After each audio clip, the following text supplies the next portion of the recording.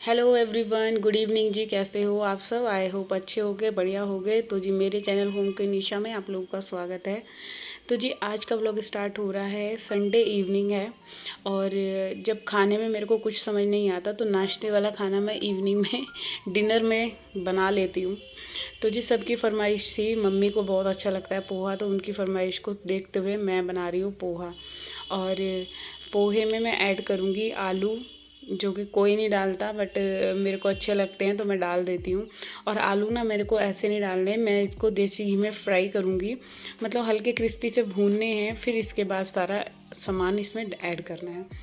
तो जो शाम का टाइम होता है ना, तो सबको कुछ ना कुछ अच्छे खाने की लगती है कि सब्जी रोटी खा के तो दिन में ही बोर हो जाते हैं, और सुबह नाश्ते में भी कुछ ना कुछ ऐसा होता ही है बनाने के लिए। तो फिर वही था कि क्या बनाए क्या ना बनाए, माइंड में ना कुछ चीज़ सेट ही नहीं होती। इवनिंग के टाइम पे तो बहुत ज़्यादा मतलब टेंशन सी रहती है, हम क्या बनाएं, कुछ चीज़ समझ नहीं आती। और फिर दूसरा पंगा क्या है मेरे साथ, मेरे को बिना लहसुन प्याज का भी बनाना पड़ता है, इवनिंग में भी मॉर्निंग में भी। तो मैं फिर ऐसा कुछ सोचती हूँ कि जो सभी खा लें वही चीज़। तो यहाँ पे मैंने 4 छोटे टमाटर बन लिए हैं।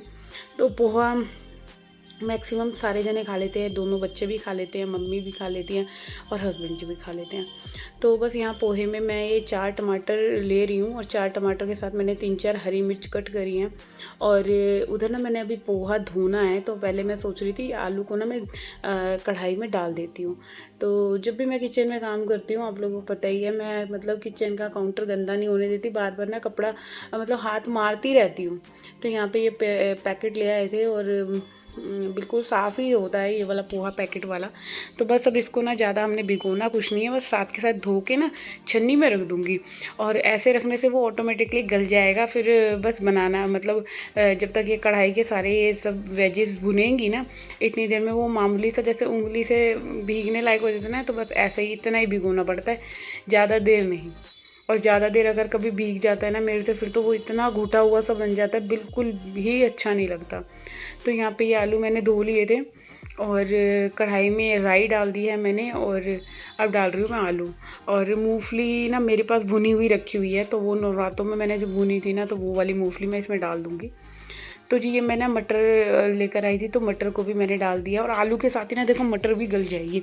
और मटर के लिए मेरे को ऐसा नहीं है कि कुकर में मेरे को अलग से सीटी लगानी पड़ेगी, तो थोड़ी सी ही मटर मैंने डाली है, क्योंकि ना कार्तिक को मटर बिल्कुल अच्छी नहीं लगती। तो ऐसे ही होता है ना, जब बच्चों को जो चीज़ अच्छी नहीं लगती, फिर मेरा मन भी नहीं करता कि मैं उन चीज़ों को कढ़ाई के अंदर डालूं, और जब बच्चे खाएं ना, तो फिर वही बात होती है कि मैं वो चीज़ें यूज़ ही नहीं करती।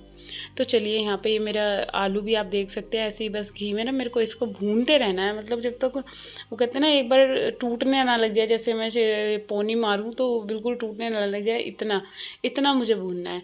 और यहाँ पे थोड़ा सा मैं पनीर भी ले आई थी, तो पनीर मटर वगैरह कुछ लाने की टेंशन नहीं है, शॉप पे ही सब मिलता है हमारी, तो बस नीचे से ले आओ, मंगवा लिया था मैंने डुग्गू से। तो यहाँ पनीर भी इसमें कट करके डाल देना है, और ये टमाटर, और एक ना शिमला मिर्च भी मैंने कट करी थी। अच्छा, शिमला मिर्च का ना मैं बीज वगैरह नहीं डालती इसके अंदर, तो बीजों को मैंने निकाल देती हूँ, उसका अंदर का जो भी पार्ट होता है शिमला मिर्च का, वो सारा मैंने निकाल दिया था। तो शिमला मिर्च भी ये बारीक बारीक कट कर ली थी।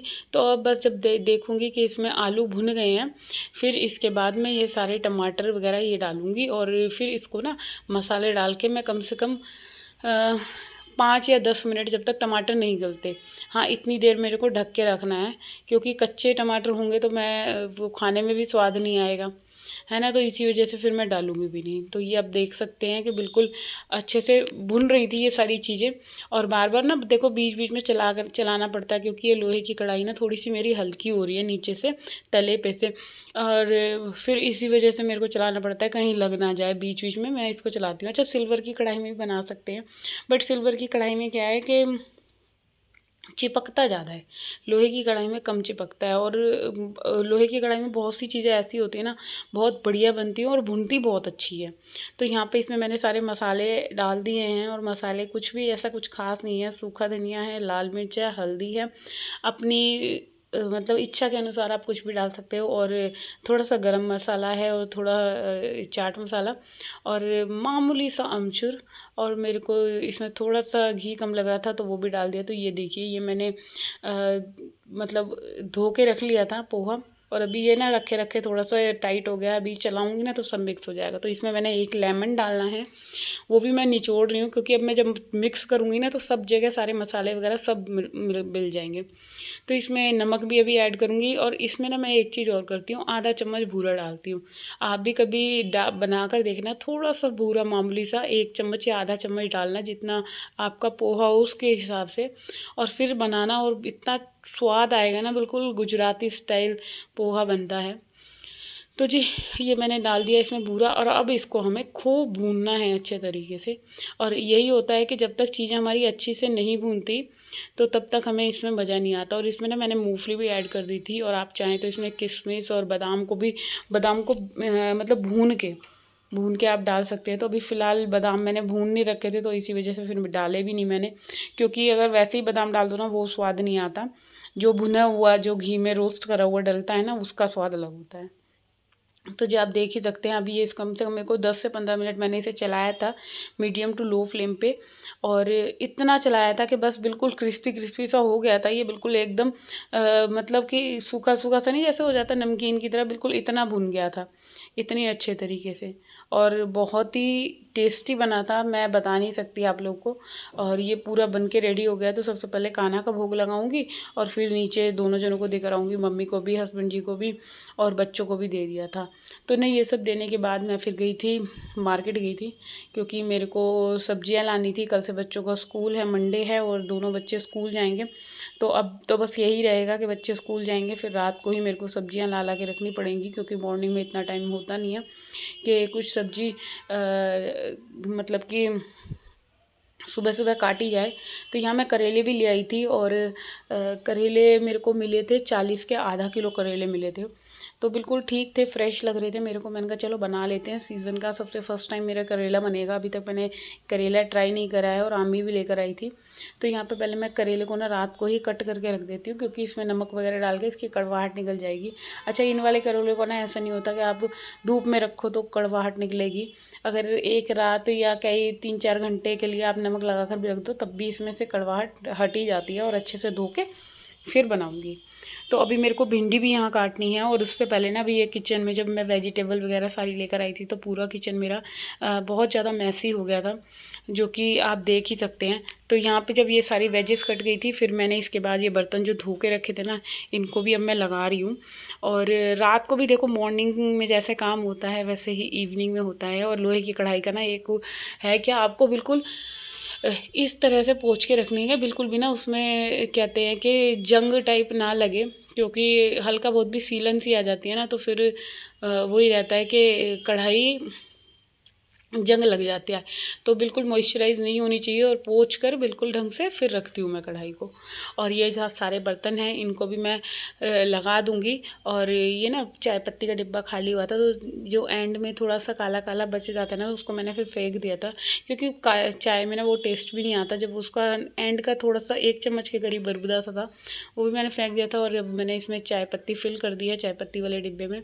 तो जी अब मैं यहाँ किचन पूरा क्लीन कर दूंगी, काउंटर टॉप पूरा अच्छे तरीके से, क्योंकि रात को भी एक बार किचन साफ़ करनी तो बनती है, जब हमारा इतना काम होता है, खाना पीना सब चीज़ बनती है। और अच्छा, इधर ना ये दोनों के दोनों पढ़ नहीं रहे थे, लड़ रहे थे। तो मैं इनको यही कह रही थी कि पढ़ लो, अब कल से तो स्कूल स्टार्ट हो जाएंगे, और अब फिर से मतलब कि वही रूटीन होगा, और अपना काम वगैरह पूरा पेटेंट करो और बैग वगैरह लगा लो। तो इन दोनों को मैं यही चीज़ें बोल रही थी। और अब यहाँ पे देख सकते हैं, मैं ना चिमनी वगैरह भी ना बिल्कुल एक बार ना, जैसे ये टॉवल वाला कपड़ा है तो ये भी मैं पूरा मार देती हूँ, क्योंकि जब तक ये सब चीज़ें हमारी साफ़ नहीं होती तो मेरे को किचन ना अपने आप को ही गंदा गंदा सा फील होता है। तो मेरी आदत ही ऐसी हो गई है कि मैं अपने किचन को गंदा होने से पहले कुछ स्मार्ट तरीके से अपने किचन को क्लीन करती हूँ, क्योंकि ये छोटी छोटी सी हमारी आदतें हैं। अगर हम रात को ही साफ़ करके सोते हैं, कुछ भी गंदा नहीं फैला रखते, तो सुबह हमें किचन इतना अच्छा मिलता है ना, तो दिल खुश होता है। क्योंकि रात को सो रहे हैं और सुबह जब उठेंगे और गंदा किचन दिखेगा तो पहले ही मूड ऑफ हो जाएगा, कि यही रहेगा कि पहले भाई अभी किचन क्लीन करो तब कुछ काम करोगे। तो मेरी आदत ऐसी है, मैं रात को भी सिंक वगैरह पूरा सुखा के अच्छे तरीके से रखती हूँ। और नाइट में भी एक बार थोड़ा सा झाड़ू लगा लेती हूँ। वैसे लगाना नहीं चाहिए, बट थोड़ा बहुत कूड़ा किचन में गिर ही जाता है, और जो सिंक के नीचे है ना, यहाँ पे भी पता है क्या होता है, जैसे हम डस्टबिन में कूड़ा डालते हैं तो उधर नीचे फैल ही जाता है थोड़ा बहुत सिंक के नीचे वाले पोर्शन में। तो यहाँ पे ना मैं मतलब रात को भी ना पोछा लगा देती हूँ, क्योंकि कोई भी मतलब कूड़ा रहे तो उससे जंक्स वगैरह आए, कुछ भी हो, तो ये मैंने अपनी आदतों में शामिल कर रखा है। तो ये कुछ आदतें हैं, अगर हम अपने रेगुलर इस्तेमाल करके रखेंगे तो हमारा घर भी बिल्कुल साफ़ सुथरा रहेगा और किचन भी 24 घंटे वेल ऑर्गेनाइज और बिल्कुल क्लीन, नीट एंड क्लीन रहेगा और बहुत अच्छा लगेगा। एक पॉजिटिविटी सी आती है जब बिल्कुल ऐसे किचन साफ़ रहता है, और चाहे मॉर्निंग हो चाहे इवनिंग हो, और ढंग से जब हम सारी चीज़ें रखते हैं तो बहुत सुकून मिलता है। क्योंकि सुबह इतना टाइम नहीं होगा कि मैं जब बच्चों का टिफ़िन बनाऊंगी तो उससे पहले मैं किचन को समेटूं। और यहाँ पे बस फाइनली मैं पोछा भी लगा दूंगी मोप, हैंड मोप से, क्योंकि बिल्कुल साफ़ सुथरा किचन होगा तो बस सुबह मुझे हल्की सी झाड़ू लगानी होगी और पोछा लगाना होगा। तो जी बस अब मैं यहाँ पे करती हूँ अपने इस वीडियो का एंड। आई होप आप लोगों को मेरा ये वीडियो अच्छा लगा हो, तो प्लीज़ चैनल को सब्सक्राइब कर देना, वीडियो को शेयर करना ना भूलिएगा।